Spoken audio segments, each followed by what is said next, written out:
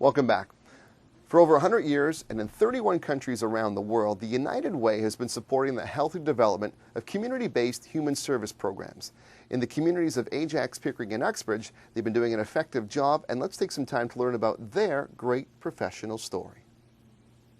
When reaching out to the communities they serve, the United Way explains that 1 in 3 people are touched in some way by United Way. While this number is impressive, for the average person it can be hard to relate to. What has been effective, though, is when people are made to understand that in reality everyone knows someone that's benefited through United Way support, whether it's a friend, neighbor, work colleague, or even a member of their own family. One of the things that originally attracted me to the United Way as a recipient of my hard-earned money was you're actually supporting about 30 different organizations within the community with one donation. I think that there's a lot of issues in the community that need to be dealt with and a lot of people that need help. And when you're busy and when you may not have all of the knowledge of what all those issues are, United Way is a way that I can make a difference in my community and make one contribution and know it's going to hit a lot of people. So it's very important to me because it makes a difference and the money goes right to the people. The costs are low. And there is, I think, provincially a requirement that no more than 20% of the money that you raise can go to administration. The United Way of Ajax, Pickering, and Uxbridge is very proud of the fact that 83% of the money that we raise goes back into the community, and around 17% or less is used for administration. We've got a tremendous number of volunteers, and I think we have 8 staff in the office. A campaign is an ongoing thing. I know people think United Way are out in that community in the fall raising money, but it's an ongoing and everlasting piece of our evolution. We start off our campaign by looking at the last year and what worked and what didn't. We do a full analysis. We take a look at the economic conditions in the community. We look at it, are there potential layoffs? Are there issues happening within our community? What opportunities we might have, and then we work to build a campaign plan. Our campaign goal this year is $1.9 million. We're secretly hoping to hit the $2 million mark, but we've had some setbacks with businesses closing down and other things happening. But I can see next year's campaign definitely striving for and reaching $2 million if we don't this year. I think we almost do what the government should be doing, cradle to grave, because we start with 29 agencies that deliver 60 programs in our communities. And they start with everything from helping children with like mentors through Big Brothers and Sisters to children across the region receiving healthy breakfast and snack programs so they can learn easier, and obviously that helps in their personal development. And we work with children at the level of giving backpacks to disadvantaged kids. That's a program the United Ways in Durham do every year. We did 2,200 packs this year. We also work on the other end of the spectrum with seniors through great organizations like Community Care, the Meals on Wheels programs, on helping seniors that are isolated have people, volunteers that will stay in touch with them. And in between that, we deal with a myriad of issues on family stresses in life.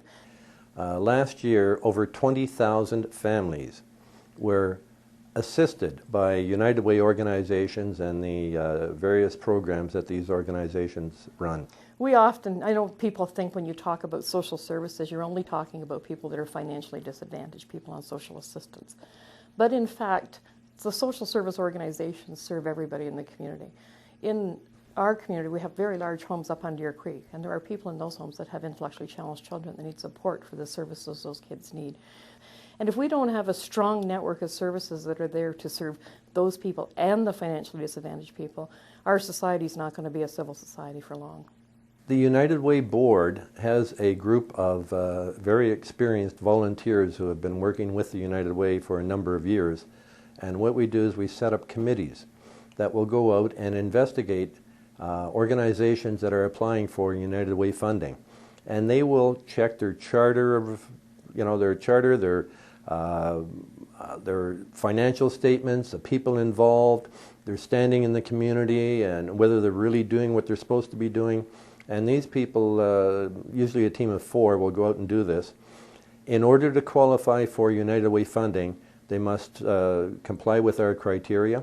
And in order to continue to receive the funding, we on a very regular basis send another team out and go through the whole thing all over again. One of the strengths of United Way is that it's a local and autonomous organization. It's almost like a bit of a franchise where local boards of trustees, they know their community, they know who they should be talking to about raising funds, and they know the needs of their communities because they live in those communities. So it's a very effective way of making sure that we're not cookie-cuttering something across the country that isn't suitable for most communities. Building an effective campaign takes a lot of strategy and a lot of time.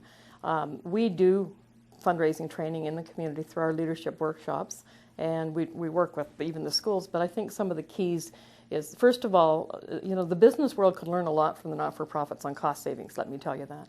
But the not-for-profit can learn a little bit about the business, because in order to be effective in a fundraising, you have to be able to build a business case that meets the needs of everyone, and that means the people that are supplying the money and the service. So you have to make sure that you understand it takes a lot of research. We don't approach companies too often without going out and trying to find out who they are, what they do, who are they connected to. Is there a way we can leverage that relationship?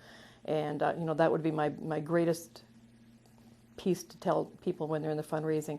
Well, without you, in my mind, speaks directly to you, the person who's donating money, and you, the person who's giving their time and effort. And without the money and the people involved, there would be no United Way. United Way, I think the United is the most important part of it, and the Way is what its name says. It's a unity of people that really want to make their communities healthy for everybody to live in. So in speaking with the United Way of Ajax, Pickering, and Uxbridge, we've learned about the importance of volunteerism to effectively run community campaigns. We've learned about the need for businesses to adapt a social footprint philosophy when they work within their communities. And we've also learned that not-for-profits can learn from businesses about how to run a campaign and vice versa. We'll be back after this.